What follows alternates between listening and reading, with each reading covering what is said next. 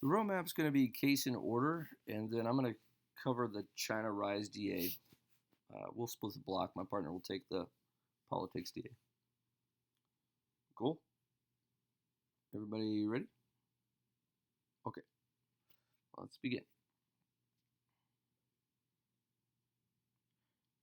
We'll also start with inherency then. We need to understand something here that the negative doesn't need evidence against this observation from the affirmative.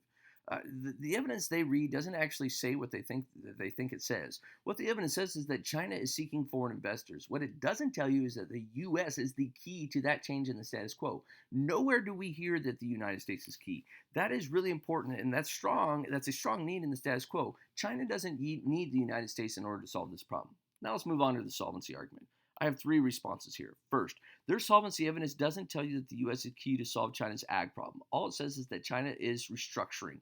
Also, the solvency evidence they've read doesn't say anything specific to ag within the BIT. All it talks about is the entire BIT, which is misleading.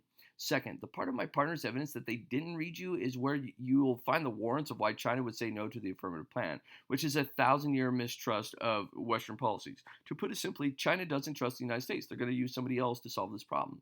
And third, further, China sees plan as a way for the U.S. to upset the rise of China. The affirmative plan can overcome this mistrust, so the plan should be rejected.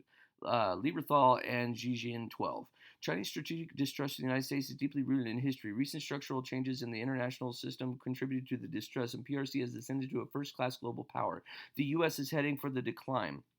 China's strong political leadership effectively manages social and economic affairs, provides an alternative to Western democracy. America will seek to constrain or even upset China's rise. What this evidence tells you is that this mistrust is the whole biggest reason of why they would say no. They don't trust the United States. Why would they trust the United States in giving them agricultural technology? They would not. They would not go for it at all, and therefore this plan has no solvency. But next, let's move on to advantage one.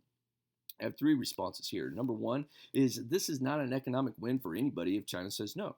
Second, they claim that the BIT is the key to economic growth in China, but nowhere do we see ag as the key to save the Chinese ag industry. Like, they need that evidence to prove it. Without that evidence, all they're doing is misleading you. But third, this is not a win for the United States economy. China will steal our technology and stop buying it from the United States, which means a massive loss for the U.S. economy. Lucas and 13. Corporate espionage leaves millions of Americans out of work and millions more underemployed. Americans should be aware that industrial sabotage adds heavily to our economic woes. Business leaders have reasons to be reluctant to invest scarce resources on research and development, since that information and innovation may be stolen before they can bring new products to market. Without the specter of this crime, more money would be invested in identifying new technologies and medical breakthroughs. Cyber espionage is the dirty work is done by state-sponsored cyber spies and are purposely draining information from vital U.S. infrastructure systems and businesses.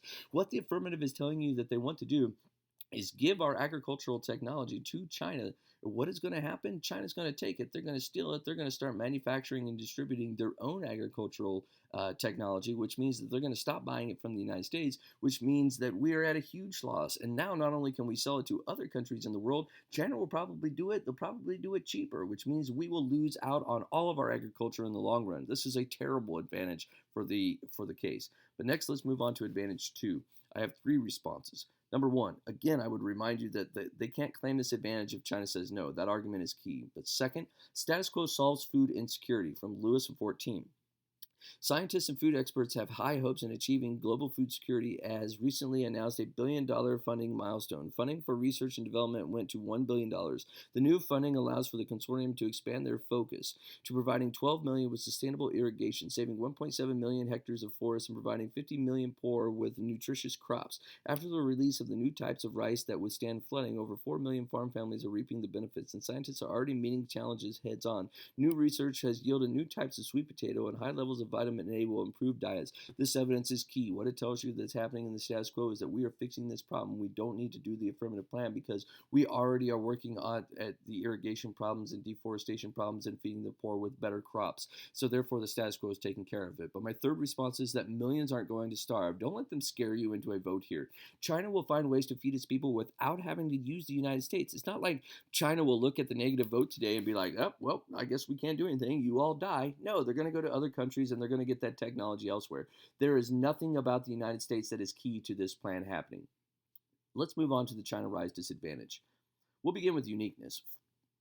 First, when you look at the McDonald and Weizmann evidence that my partner read in 2016, you see that right now in the status quo, China's economy is at a slowdown. In fact, their economy is the worst it's been in over a quarter century.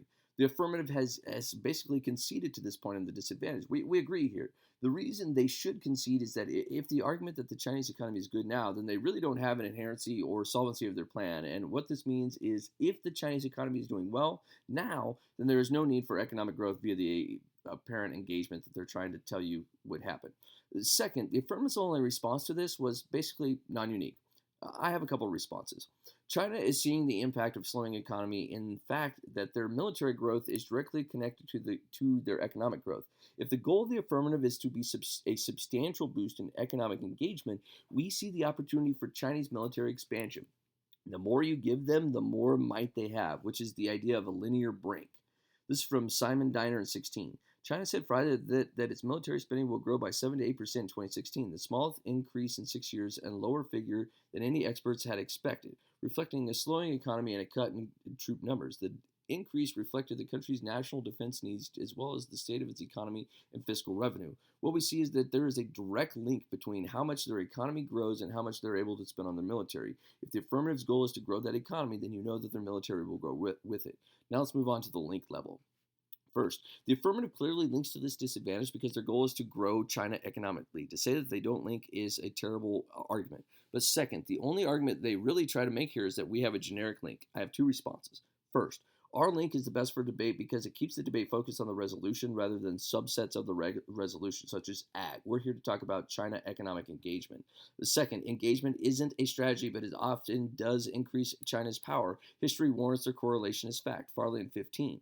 To call long-term engagement a strategy might be a step too far. The United States clearly facilitated the growth of Chinese power in the early 1970s. Washington preferred to believe this Chinese economic growth would inevitably produce regional liberalization. Whether this amounted to a China strategy, engagement might brought heavier trade investment and integration in the United States to skew the tools that states often use to keep potential competitors down.